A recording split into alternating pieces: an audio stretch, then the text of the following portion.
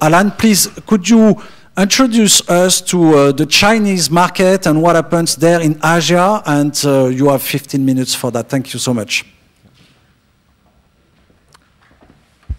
Bonjour, good morning, and guten Morgen. It is my honor that I can stand here and share our experience in Asia, especially in Hong Kong and China for you. And okay, so this is the agenda, so I don't go through the agenda because of time. And I jump quickly to, after the reunion of Hong Kong to China, so the flag was changed, my passport was changed, but I still can travel, okay, freely, without any restriction. So you can see, you know, from the British unicorn to the Hong Kong flag. The only thing not changed is changing. So, and the economy of China was transforming in the last 30 years that you can see that lots of things has been done. But of course, compared with Europe and the US, we are still far away. They are still working very hard and continue the pace to the current situation. So that's why there's a lot of main things I want to point out here. It is from the planned economy to the market economy. So we can see a lot of imports from France, from Germany, from everywhere going into China. I think probably you sell more LV handbags to China than you sell in France or other part of the world, right? You sell more VSOP wines, red wines. You sell a lot more of those into China. So that is the advantage of open market. If China say, no, I close the market, can you enjoy that? But if you enjoy something, you have to give something also.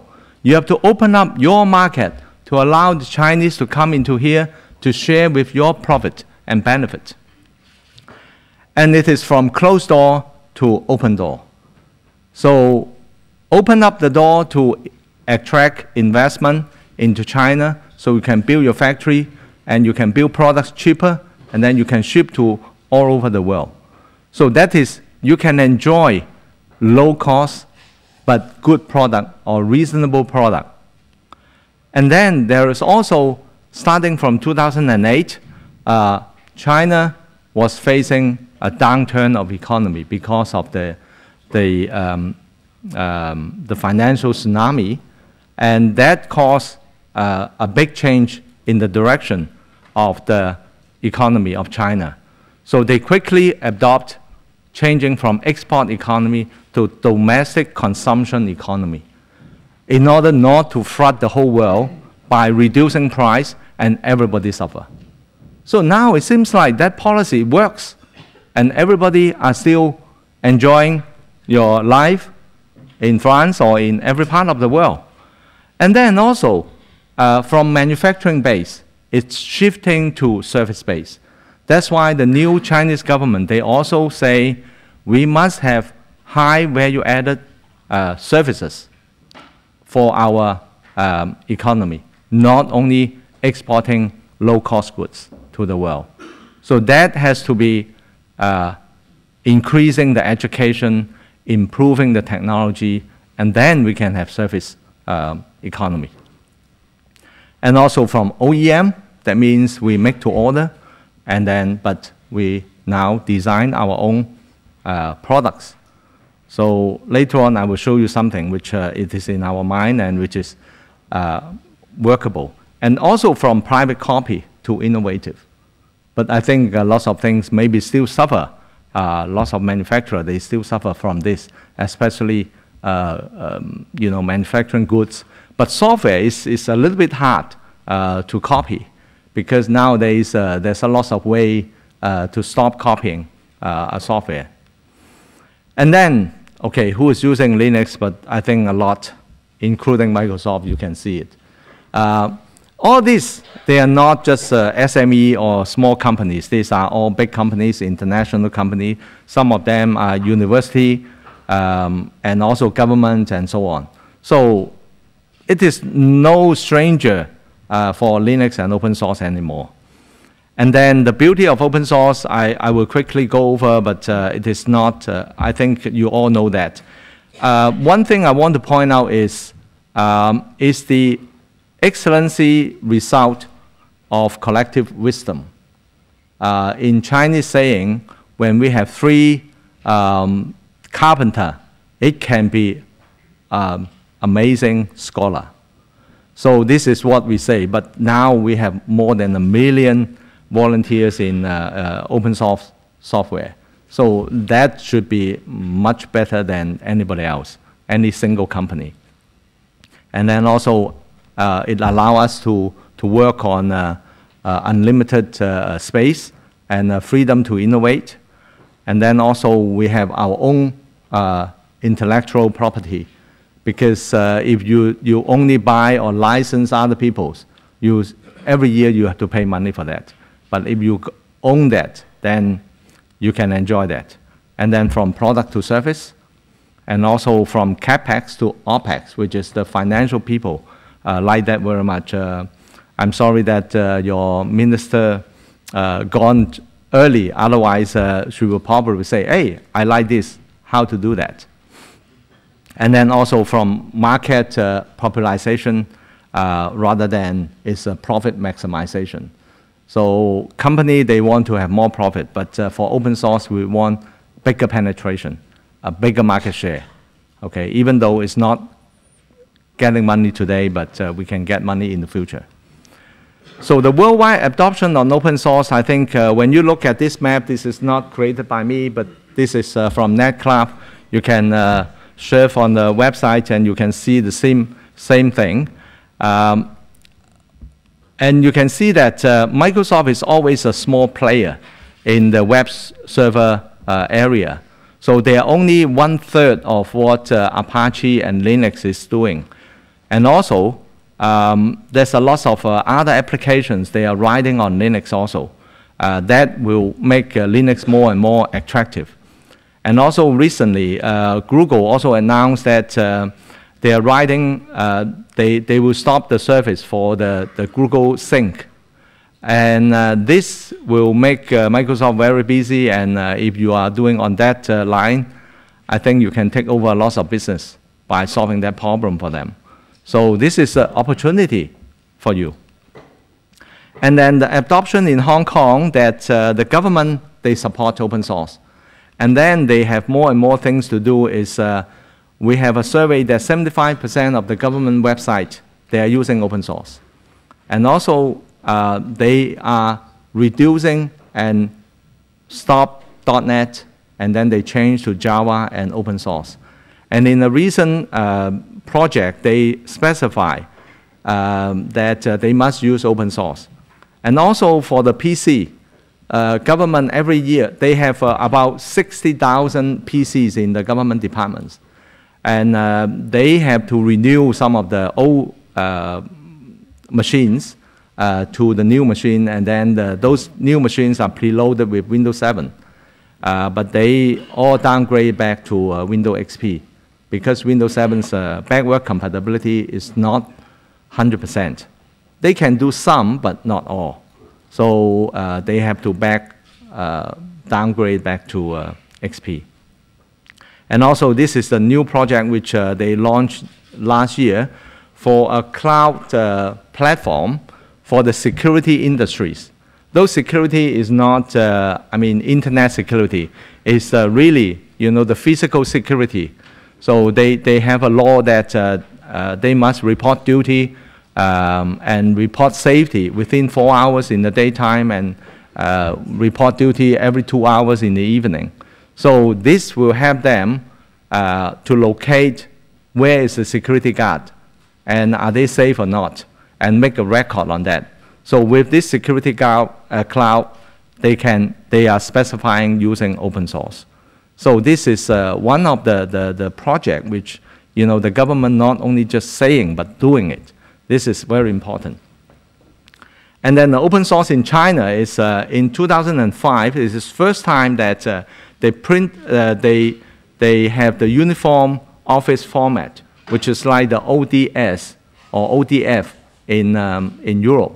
Okay, so this, because they need to accommodate the 2-byte code for the Chinese, and then also to put in about 30,000 Chinese characters, which is for the traditional Chinese and also for the simplified Chinese, instead of the Microsoft format. And also they also put down that the policy, they must use open source. So from there, a lot of open source company is coming up, and the government support a lot of different open source platform, so that people, when they want to adopt the open source and they don't know how to do it, the platform people will come and do it for them at a very reduced cost. And that is the government policy. They have to do that. And then also the adoption rate for Android phone recently, last year, is over 90% in China. So if you want to grab a glimpse of the opportunity, so China is the best place that you can sell a lot of software for Android or for the apps for Android. And also all the Chinese supercomputer, now I think they are the second or the third place for the supercomputer speed. All their supercomputers are running on Linux. And all the cloud, super cloud platform, they are also running in Linux. There are 5 different cloud platforms now in China, which is in terms of 20,000 server in one room. So that is a very significant task on open source adoption. And then also communities in China is, you can look up the website here, but they are all in Chinese, unfortunately. But maybe you can use Google Translate to translate Chinese back to back to French. I think that is possible. And then besides that, there's another one. You can look it up. And most of these organizations, they have government backup. And for the first one, it's called the China Open Source Promotion Union, which is under the IIT, which is the Information and Industrial Ministry of China. So that is backed by the government. So you can see the government not only just talking, but they are also putting money into something to promote it, okay? And then also they have online tools website also, and then they have regular meetings, monthly meetings. These are some of the pictures which you can see lots of young people. They are joining the meeting. And in different places, they have a rotation. Sometimes 1 month in Shanghai or 1 month in Guangzhou, Shenzhen, and Beijing. So they go by rotation. And then the community is expanding very fast. And also, in the past, China is used to take benefit. They are consuming the open source contributions from others. But starting from this year, or last year, in fact, they start to contribute back. And you can see a lot of Chinese name in the open source, the groups. And also they contributed 1,604 open source projects being submitted. And also what, from my eye, I'm not a crystal ball, but I think the future of ICT industry is moving to mobile and also connected mobile. In China, we have a saying that there will be 3 screens will be merged together. That means the screen of the handphone, the screen of your PC, and the screen of the home TV. So this is what we call the 3-screen convergency. And now it looks like it's more and more possible. And I just come back from the CES in Las Vegas, last week in fact. I'm seeing that a lot of things, they are going on mobile, and the speed of mobile communication is faster and faster. I'm using a 4G cell phone, which is even faster than your desktop. So, and this is possible. And also besides that, how that can be done is we also manufacturing a micro PC like this, which can slip into your pocket. It can go into any HDMI TV directly, and I can use my cell phone to control and to become a keyboard, a mouse, and I can push video from my cell phone to here and place it on the big screen TV. So those who are interested, maybe afternoon, I have to ask Alex to arrange a live demonstration so that you can see it by yourself. Not it just comes to make talking. his own business. Alan, just, yeah, I know sure. that it's very frustrating, Sure. but Yep. you know that we don't have so many times, so I'm sorry to ask Okay. you to go a little bit quicker, Yep. please. So, okay. And, so and he will be all the day here as all the international participants. Okay.